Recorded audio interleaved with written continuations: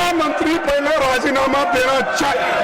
याद रखें, ये क्या है सर? डेमोक्रेसी है। चेयरमैन बच्चों को कुचल हुए मार रहे पीट रहे राजनीति में फंसे इसीलिए हम नहीं चाहते।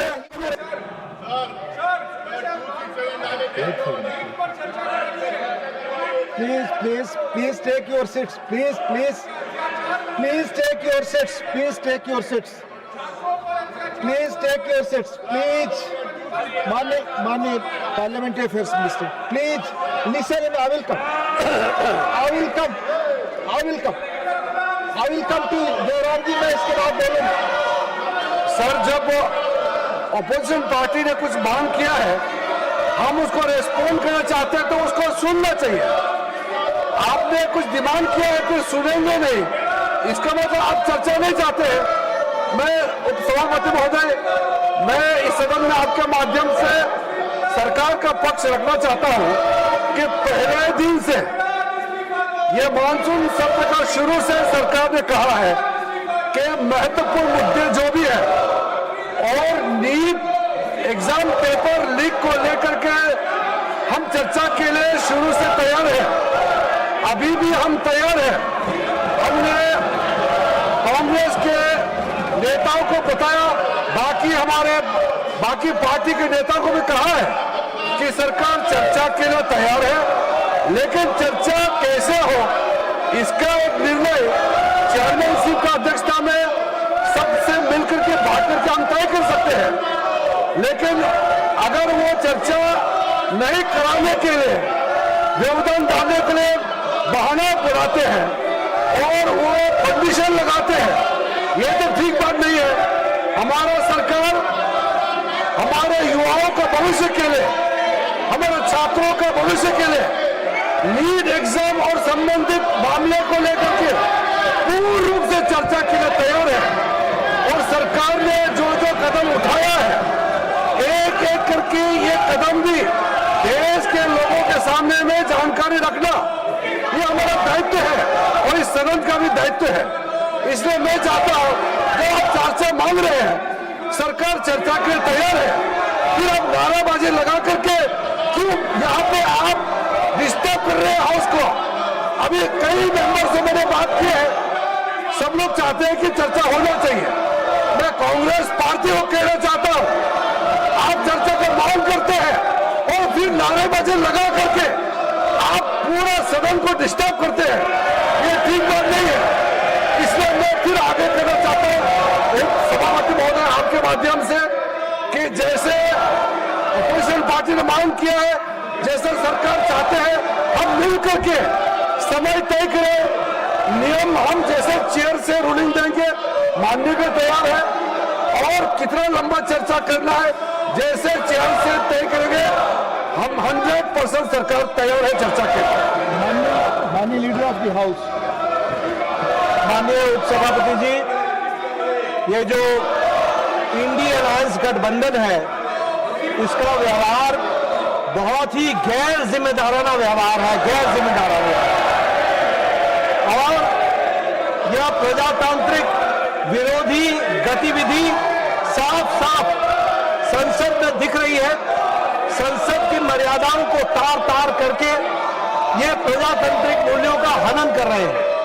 अभी अभी हमारे पार्लियामेंट्री अफेयर्स मिनिस्टर किरण रिजिजू जी ने बहुत स्पष्ट शब्दों में कहा है कि सरकार हर मुद्दे पर चर्चा करने के लिए तैयार है, और इसके साथ साथ नीट में पेपर लीक और उससे निकलने वाली सारी गतिविधियों पर भी हमारी सरकार चर्चा करने के लिए तैयार है। आदरणीय नरेंद्र मोदी जी के नेतृत्व में चलने वाली सरकार एक पारदर्शी सरकार है और लोगों के पक्ष में हमेशा फैसला करने वाली सरकार है। और ये जो जन विरोधी गतिविधि इनकी चल रही है, इसकी हम लोग तीव्र भर्त्सना करते हैं।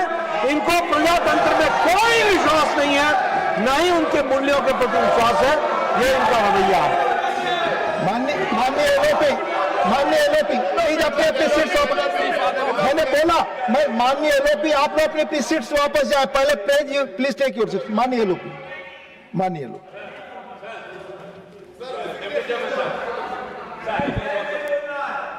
You want to lose? First मानिए लोग। सर देखो अपने विद्यार्थी की ओर से और नीट एग्जामिनेशन के बारे में और रूल्स 267 के तहत यहाँ पर बहस करना चाहते हैं, उसके लिए अगर फेयर डिस्कशन होना है तो शिक्षा मंत्री पहले राजीनामा देना चाहिए। धन्यवाद धन्यवाद। जब वो राजीनामा नहीं देंगे निष्पक्षपात चर्चा यहाँ नहीं होगी। इसीलिए अगर निष्पक्षपात चर्चा होना तो मैं रिक्वेस्ट करता हूँ गवर्नमेंट को वो रिजिग्नेशन दिलाए, चर्चा शुरू करेंगे 267 के तहत हम शिक्षा चर्चा शुरू करेंगे। ये क्या है सर, डेमोक्रेसी है? बच्चों को कुचल रहे, मार रहे, पीट रहे, रास्ते में फंसे हैं। तो इसीलिए हम नहीं चाहते, हम तैयार हैं, हम भाग रहे नहीं। अरे आपके जैसे भगोड़ा नहीं है तो सुनो देता भागने वाले हम हम उसके बारे में बहस में हिस्सा लेंगे, उसी लिए तो Honorable members, may I recall that I had imparted a comprehensive ruling on Rule 267 with suitable illustrations of past precedents on the 4th December 2025. It is also available in the MMD device of the benefit of members. In my ruling of 4th December 2025, I had drawn the attention of the House that the present form of the Rule 267 results from an amendment adopted by this House in the year 2000. The Rules Committee in the year 2000 was presided over by then Honorable Chairman Rajya Sabha, Sri Krishikant ji, and consisted of eminent members like Dr. Manmohan Singh ji, Sri Pranab Mukherjee ji, Sri Arun Shourie ji, M. Venkaiah Naidu ji, Swaraj Kaushal ji, Swami S. Nariman, etc. The committee urged that the rule was being used to seek discussions on matters not listed or not yet admitted. The committee therefore recommended restricting Rule 267 strictly to subjects related to the list of business and added a proviso preventing its use where a rule already contains a suspension mechanism. The House approved these recommendations on 15 May 2000. Members may also kindly note that between 1988 and 2000, discussions under Rule 267 were held only 3 times. And on just 2 of these occasions, the rule was invoked strictly as prescribed. Further, from 2000, amendments to the present no discussion have taken place under Rule 267. However, on 8 occasions, discussion were held only after consensus in the House.